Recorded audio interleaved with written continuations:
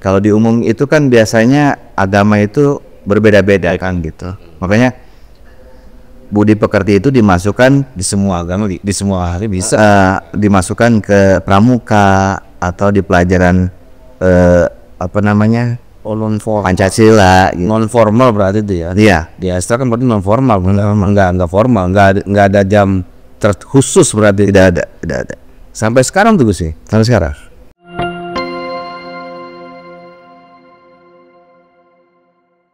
Assalamualaikum warahmatullahi wabarakatuh. Assalamualaikum warahmatullahi wabarakatuh. Alhamdulillahalamin. Alhamdulillah di depan saya ini narasumber ini Gus Muhtaro. Gus itu berarti anak kiai. Kalau saya Agus, buka. Tapi anak kiainya Betawi nih. Iya, anak Betawi. Kalau Gus kan Jawa. Oh, dia Jawa. Gini Gus, hari ini kita acaranya podcast Ajan. Ajan itu artinya Ahlus Sunnah wal Jamaah An-Nahdiyah di Gus tuh. Karena kebetulan ini produk dari Masjid Raya kayak Haji Hasyim Asy'ari. Mudah-mudahan nasihat NU berkembang lah di podcast ini. Gini Gus, kita ngobrol santai aja. Ngobrol sekarang lah yang apa sih yang sudah pergaulannya kebablasan segala macam. Baik di tingkat pelajar kayak atau di remaja pada umumnya bis. Cukup memperhatinkan lah kalau kita lihat. Tapi sebelumnya mungkin profil Gus Tarong nih sampai jadi ulama, jadi kiai. Bukan ulama, bukan kiai. Pendidik aja, pendidik. Silakan Gus. Iya. Profile. Assalamualaikum warahmatullahi wabarakatuh. Salam. Nama saya Muhtarom Ubaidillah SHI. Dulu Bapak ya? Ubaidillah Bapak. Jadi dari kecil saya tuh sekolah di lingkungan sendiri yang kebetulan orang tua saya itu salah satu pendiri Iryalah. Pesantren enggak putus? Itu Keren ya? SD dari kelas 1 sampai kelas 6. Dulu malah sebelumnya ada tahdiri itu tingkat TK sampai kelas 6. Kemudian dari sanawiyah di Jombang. Itu nginep apa gimana? Mondok. Jombang, Jawa Timur. Di mana tuh? Di Mambaul Hikam. Jadi kalau dari Tebu Ireng tuh ke kanan kalau nggak salah itu. Iya, ada mungkin nggak sampai sekilo, nggak sekilo. Sebelah sini tuh. Iya, sebelah kilo. Iya, sebelah sini kalau nggak salah sih. Kemudian waktu itu karena sakit akhirnya pindah ke pondoknya dulu Khatib NU Kiai Haji Daum Anwar. Iya, Kiai Daum Anwar. Di situ saya cuma dapat 2 bulan. Nomaden pindah-pindah dia. Satu pindah-pindah nomaden itu. Akhirnya kembali lagi ke Al-Falah. Aliyah di Al-Falah. Terus perguruan tinggi di PTIQ. Selesai. Hafiz berarti? Jadi PTIQ itu ada dua fakultas apa itu? Enggak, maksudnya ada hafiz full, ada terbatas. Terbatas itu gimana maksudnya? Terbatas itu ada misalnya kita ngambil syariah, berarti yang dihafal itu surat-surat hukum aja. Iya, yang tarbiyah ya pendidikan. Cuma itu juga kalau dihitung-hitung ya dari semester 1 sampai selesai itu sekitar 8 juz Al-Quran. Hafal itu. Iya. Dulu. Patut saya dibilang sini. Ya, dia memang agama itu kalau dari kecil ya. Ya, pengetahuan agama Islam nih. Ya. Kemudian akhirnya ikut menjadi pendidik di Al-Falah sampai sekarang. Ngajar matematika, fisika, Gus. Kalau di tingkat dasar itu guru SD itu hebat. Apa yang bisa? Apa aja. Jadi apa aja diajarin. Iya. Gitu. Tapi sekarang mulai tahun ini saya fokus di Al-Quran. Jadi semua kelas mulai dari tingkat yang rendah sampai atas. Al-Quran tarbiyah apa cara baca gimana ya? Iya, tajwid semua itu. Khusus tuh ya, kurang aja. dihafal aja tuh, hafal keluar. Nggak dihafal ya. Ya Gus, karena memang kan gini, di sekolah, maaf ya kalau Jakarta, umum lah atau itu kan pola pendidikan agamanya, budi pekertinya cukup nggak sih Gus sekarang ini? Kalau di umum sebetulnya kurang ya, kurang. Jadi makanya sekarang ada kegiatan ekstra Ya. pramuka, dan itu pun tidak menjamin karena itu cuma dalam seminggu tuh 1 jam atau 2 jam gitu Pak. Eskul pengajian ada nggak kalau kira-kira pengetahuan sebagai pendidik nih Bang? Kalau kelihatannya kalau di umum enggak. Tapi kalau yang di agama memang setiap hari itu ada pelajaran agama. Mau pulang dia ngaji. Iya. Di awal ada pembiasaan. Biasanya pembiasaan itu baca ayat Al-Qur'an. Aslinya kan penumbuhan karakter atau akhlak itu memang di sekolah agama ada. Kalau di umum memang agak kurang. Agak kurang. Itu model kurikulumnya atau gurunya atau gimana gitu ya? Kalau biasanya kalau gitu. Mungkin salah satunya kurikulum, karena pelajaran budi pekerti atau agama itu hanya 2 jam pelajaran. Yang hampir hilang kemarin kalau saya. Iya. Hampir hilang. Hampir hilang. Ya kira apa sarannya Gus supaya ini kurikulum tentang agama atau budi pekerti di umum bisa gitu, bisa masuk lagi. Karena emang akhlak itu penting.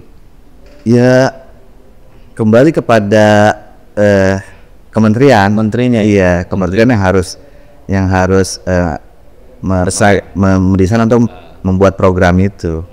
Karena apa ya?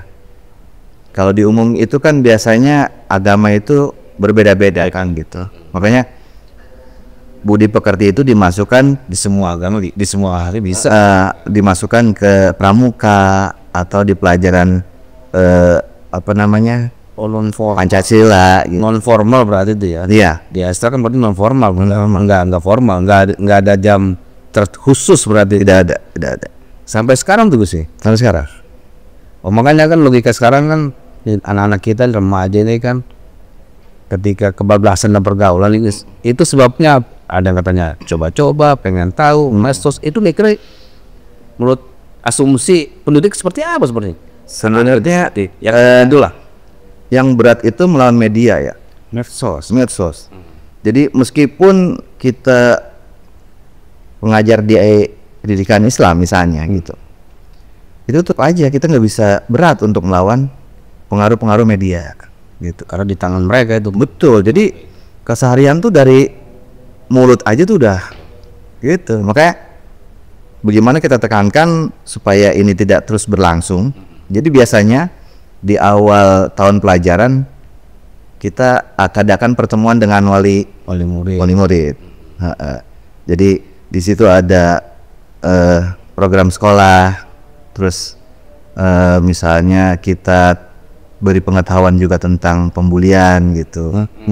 Jadi misalnya, apa yang harus dilakukan guru di sekolah dan apa yang harus dilakukan orang tua di rumah. Karena kalau terus terang kalau hanya mengandalkan guru di sekolah itu sangat kurang gitu. Jadi memang kita sampai kembali. Saya tuh suka nih dengan pembulian. Itu bully itu sebenarnya sebabnya apa sih Gus sepertinya itu? Kebanyakan ceritanya kan ya. Oke itu ya. Iya. Apa karena dendam senior atau apa? Gimana Gus? Macam-macam. Kadang bully itu bisa jadi karena untuk menunjukkan bahwa gua tuh senioritas di sini. Senioritas. Terus atau saya tuh kuat di sini gitu. Lu tahu nih. Gitu. Iya, Dan yang paling sering terjadi pembulian itu verbal. Jadi main fisik lah ya. Iya. Kalau misalnya sama temen akrab kan biasa gitu ya. Nggak pakai masuk hati gitu ya. Tapi sering misalnya contoh si hitam gitu kan. Iya. Si hitam gitu. Itu udah kalau orangnya sakit hati itu udah jadi pembulian gitu. Kriminal itu. Bisa dilaporin gitu. Ya. Iya. Itu yang sering terjadi. Makanya guru-guru itu diharuskan memberikan pengetahuan kepada anak-anak gitu ya. Kalau agama kita melarang untuk itu. Betul. Apalagi seringkali memanggil teman-temannya itu dengan nama orang tuanya. Iya, itu tuh nggak baik gitu. Zaman dulu biasa tuh, zaman dulu mah. Oh gitu. Kita biasa sekarang ya beda sekarang. Makanya kita anak-anak tuh kita beri pengetahuan itu, karena di Al-Qur'an juga ada juga yang melarang tentang itu, saling mengolok-olok antar kelompok kan nggak boleh kan gitu. Dengan panggilan buruk lah ya. Betul. Kayak gini Gus, nih mas, ya lebarnya lebar lagi nih Gus. Kayak ada kejadian di Sulawesi di mana itu, yang guru dilaporkan anak, orang tuanya. Iya. Jadi sekarang guru mau gimana guru? Iya, betul. Kira-kira apa pendapat Gus kalau kejadian kayak guru kayak gitu? Iya, zaman dulu kalau kita memberi efek jera kepada murid, itu pasti Gus Agus juga merasakan kan? Iya. Kalau kita lapor ke orang tua, maka orang tua akan kemarin kita memberikan hukuman lebih berat. Kita yang dimarahin itu ya. Tapi kalau sekarang karena ada undang-undang tentang HAM gitu ya, jadi guru jadi serba salah gitu. Harus bertindaknya seperti apa gitu. Kadang guru juga manusia yang ketika mungkin pada hari itu dia lagi berpikir tentang ekonominya yang kurang gitu, di rumahnya lagi kacau. Dan ada anak yang memantik kan persoalan, akhirnya jadi kejadian seperti itu gitu ya. Jadi ya orang tua juga perannya harus lebih kepada anak. Jadi jangan orang tua informasinya sebetulnya jangan sangat seringkali mohon maaf, seringkali tuh anak ngadunya lebih. Lapornya tuh ke orang tuh lebih berlebihan. Betul tuh. Gitu. Jadi kadang-kadang ya misalnya tidak ada saksi yang di situ misalkan gitu. Akhirnya orang tua tanpa harus cross check malah melaporkan. Kalau kita kan tabayun dulu. Betul. Mediasi kalau bahasa ini udah tabayun. Ini langsung lapor aja. Betul. Takutnya kan ada tanda kutip, lapor duit nih. Kan begitu kadang-kadang. Ya artinya memang guru memang sebagai orang yang menghasilkan kader bangsa berpengetahuan, bermartabat, berakhlak itu sekarang memang jadi ambigu, dia bingung. Ini polanya jadi seperti apa saya ini harusnya. Kalau anak saya salah, murid saya salah sebagaimana. Kira-kira pendapatnya seperti apa guys untuk pemerintah supaya ini guru juga bisa ngajar dengan nyaman, anak juga bisa berubah dalam hal pendidikan, dalam pengetahuan juga dalam akhlak. Mungkin banyak program yang harus dibuat oleh kementerian. Mungkin seperti memberikan pelatihan kepada guru dan memberikan parenting kepada orang tua. Baik itu di sekolah swasta maupun sekolah umum. Kadang yang sering mengadakan itu kan sekolah umum kadang. Iya, jadi ya mohon diperhatikan juga sekolah-sekolah swasta, apalagi yang swastanya menengah ke bawah. Jadi parenting itu untuk orang tua itu penting gitu. Jadi seperti apa parentingnya? Jadi gimana? Iya, pemahaman tentang pola pendidikan sekolah di situ atau pendidikan psikologi anak. Psikologi anak. Jadi misalnya anak tuh harus bagaimana menyikapi anak yang seperti ini misalnya gitu. Atau batas pembulian itu seperti apa yang harus ditindaklanjuti gitu. Jadi memang pemahaman mesti jelas ini. Tetap dari kementerian. Mungkin penambahan pelajaran agamanya, budi pekerjaan juga ditambahin. Jadi juga efeknya bagus di bawah. Gitu guys, kita kembali lagi nih. Saya ada kemana-mana nih sekarang kuliah ini kan. Ini tentang anak kita nih yang kebablasan dalam pergaulan. Banyak mengatakan saya coba-coba doang. Saya pengen tahu, saya segala macam. Bahkan maaf nih, saya ngebeli HP baru nih. Kira-kira solusinya apa Gus supaya itu jangan terlalu tinggi lah itu. Lagi-lagi kalau menurut saya nih, lagi-lagi itu ke pemahaman ke keagamaan.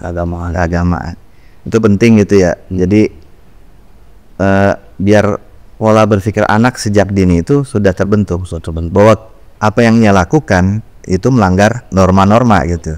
baik norma agama maupun norma sosial selaan gitu. Itu menurut saya.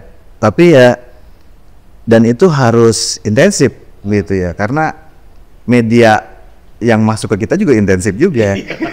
Sama kencengnya itu. Sama kencengnya.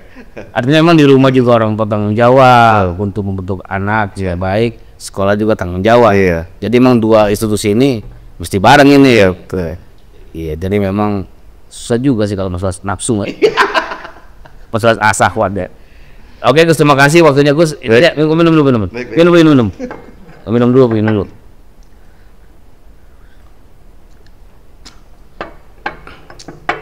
Ini proses atau harapan apa sih para pendidik di Jakarta, baik apalagi yang guru swasta terhadap pemimpin yang akan datang, Gus?